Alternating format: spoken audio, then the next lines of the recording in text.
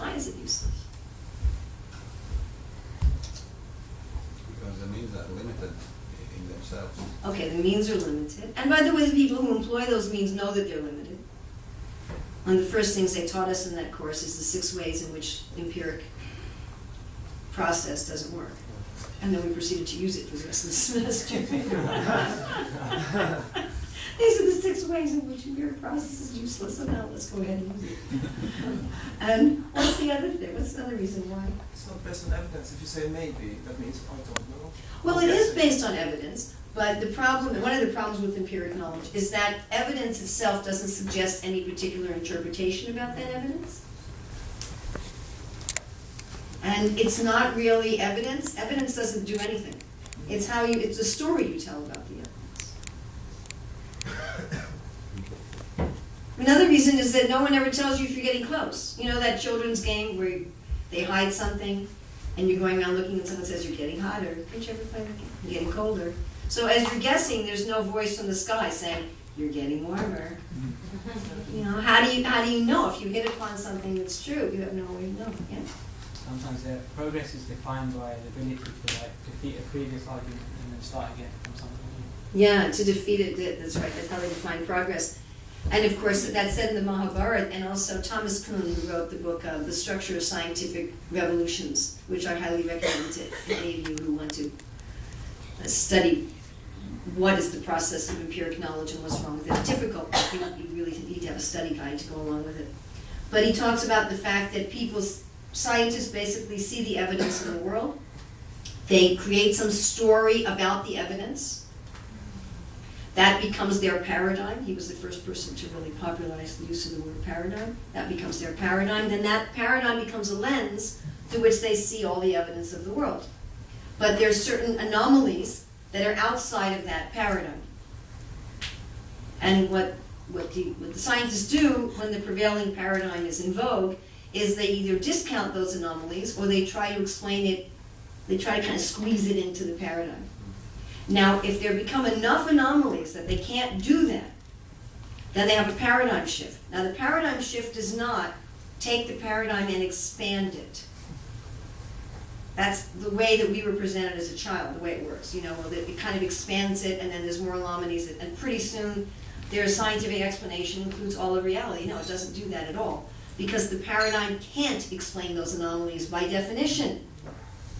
Those anomalies don't fit the paradigm. The paradigm can't cover them. So you've got all of reality here. Picture that all reality. Here your paradigm is a circle. It's explaining this part of reality reasonably well under most circumstances. And there's these anomalies over here can't explain. Paradigm shift, you go, whoosh. Now you explain these things. And guess what's not being explained anymore? Those things. And after a while people talk about anomalies over here. Then you have another paradigm shift over here. You're never seeing the whole picture. Like if you had a tapestry and you're seeing different parts of it at a time, you never see the whole thing. And what can be explained over here, this contradicts it. And what's explained over here, this contradicts it. Therefore, they can never come up with a unified field theory. They want their unified field theory, some equation you can put on a t-shirt. We have that. That explains all of reality. You know what that is, right? You all know what our unified field theory is that can fit on a t-shirt and explains everything? Yes. Okay, one should not try to understand the supreme cause by argument and reasoning. We should also say, do the Acharyas use argument and reasoning in their commentaries? Definitely. Was Yashoda just using argument and reasoning in the previous verse? She was. Okay. We're not telling everybody to become brain dead. This sentence does not imply that no one should to have some operation to suck out your brain. When we are beset by some problem for which we can find no reason. Now this is a very interesting statement. When we are beset by some problem for which we can find no reason. So Prabhupada's now taking this.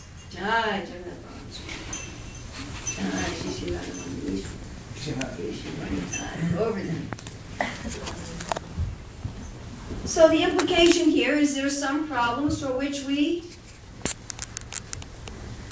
can find the reason. Right? There are certain problems, I'd say a lot of problems, for which we can find the reason. Now, it's interesting that Mother Yasoda's problem is in the context of trying to understand this, let's call it a mystical experience. But Srila Prabhupada is going to bring this right down to our personal lives. I have a personal problem and I can't figure out why I have this problem. Now, this happens in my life. Does this happen in your life? There's some problems we can figure out what we're doing wrong, what we need to do to fix it. Correct? Yeah. I burn the milk. What I have to do is stir it more often. Simple. I've got to watch what I'm doing. I can't go answer the phone while I'm boiling the milk. Simple. But then there's some problems where we're beset by some problems for which we can find no reason.